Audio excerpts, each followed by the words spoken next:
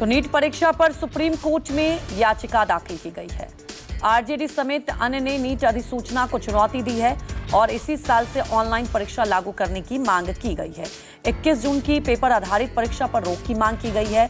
NEET UG का पूरा road map supreme court के सामने रखने की मांग की जा रही है। तो देखिए, अब सुप्रीम कोर्ट में ये मांग रखी जा रही है क्योंकि अब जब एग्जाम होना है अगले साल से बोला गया है कि ये अब ऑनलाइन एग्जाम होगा, कंप्यूटर बेस्ड एग्जाम होगा। लेकिन आपको बता दें, जो याचिका दाखिल की गई है उसमें साफ तौर पर मांग की जा रही है। आरजेडी समेत कई अन्य पार्टियों ने नीट अधिसूचना को ये पूरी चुनौती दी है।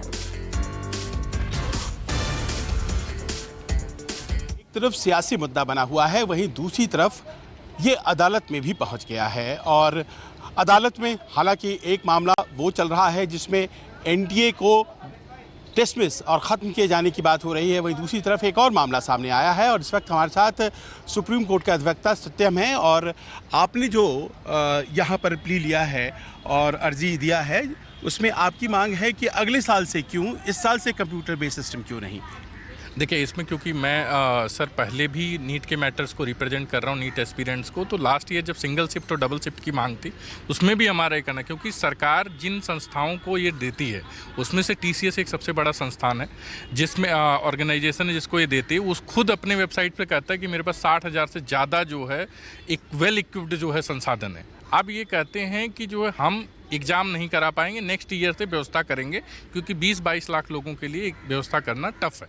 सवाल किसी तरीके का टफ नहीं, जब इस तरीके का आप 22 लोगों के साथ जब इस तरीके की सीरियस चीज़ें होती हैं, सीरियस एक स्कैम हो रहा है एक तरीके से पेपर लीक का, आप उसको अगर सीरियस नहीं लेंगे तो फिर कौन लेगा? उसको लेकर के हमने RJD MP Shri Sudhakar Singh, NEET counselling expert और social activist Anubhavkar and doctor Dhruv Chauhan IMA spokesperson और पॉलिटिकल लीडर हरिशन देवगन जी की तरफ से याचिका दाखिल किया है, जिसमें हमने 21 जून की जो नोटिफिकेशन उसको चैलेंज करते हुए इस साल जो है सीबीटी के माध्यम से एग्ज़ाम कराने की डिमांड की।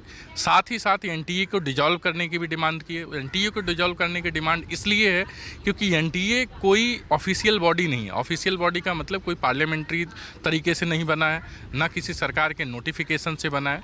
एनटीए वैसे ही तमाम ऑर्गेनाइजेशन की तरह है, जैसे आप चाहें तो एक सोसाइटी रजिस्ट्रेशन एक्ट के तहत में कोई एनजीओ खोल लें, तो एनटीए एक एनजीओ है। एनटीए कोई ऐसी संस्थान नहीं है कि जिसको आपने इस तरीके की चीज़ें करने को लिए दे दिया है। तो उसको डिजॉल्व करके एक पार्लियामेंट्री तरीके से ट्रांसपेरेंट बॉडी बनाई जाए, जिससे जो है देश के युवाओं का भविष्य तय हो कि वो किस तरीके से जाएंगे। क्योंकि जब हम बात करते हैं नीट एस्पिरेंट की, चाहे वो यूजी हो या पीजी हो, वो कहीं ना कहीं आगे जा कर के देश की हेल्थ व्यवस्था को डिसाइड करते हैं।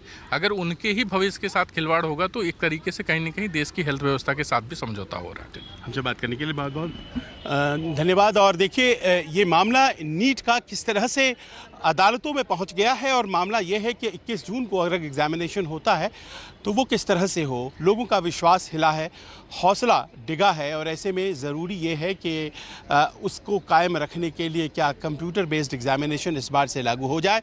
देखना है कि सर्वोच्च न्यायालय की तरफ से इस पर क्या फैसला आता है। संजीव त्रिवेदी, न्यूज़ 24, दिल्ली।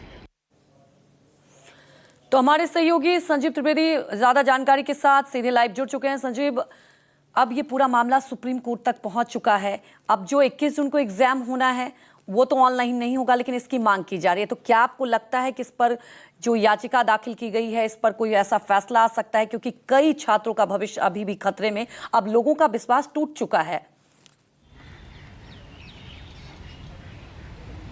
देखिए, एक बैच ऑफ पिटिशंस है जो कि सुप्रीम कोर्ट में इस वक्त नीट की परीक्षा को लेकर के लंबित है। कुछ पिटिशंस में एनटीए को एबॉलिश करने की मांग की गई है, कुछ पिटिशंस में कुछ और आज जो अर्जी दायर की गई है इसमें दोनों मांगे हैं, एनटीए को एबॉलिश भी किया जाए और साथ ही साथ एक नई मांग रखी गई है कि 21 जून को जो परीक्षा प्रस्तावित है उस परीक्षा को इस बार से ही कंप्यूटर बेस्ड कर दिया जाए।